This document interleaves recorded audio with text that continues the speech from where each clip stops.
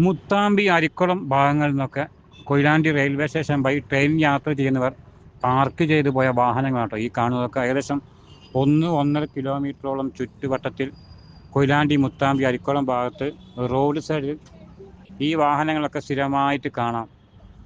അവരെ സംബന്ധിച്ച് നോക്കുമ്പം അവർക്ക് വേറെ ഓപ്ഷനില്ല, വേറെ പാർക്ക് ചെയ്യാനോ വേറെ സ്ഥലങ്ങളോ ഇത്രയും വാഹനം പാർക്ക് ചെയ്യാനുള്ള സൗകര്യങ്ങളൊന്നും ഇവിടെ ഇല്ല. അവർക്ക് വേറെ ഓപ്ഷൻ ഇല്ല. പക്ഷേ നിയമപരമായി നോക്കുമ്പോൾ ഇത് നമ്മുടെ റോഡിൻ്റെ ഇരുഭാഗങ്ങളിലും ഗതാഗതം തടസ്സപ്പെടുത്തിയിട്ടാണുള്ളത്.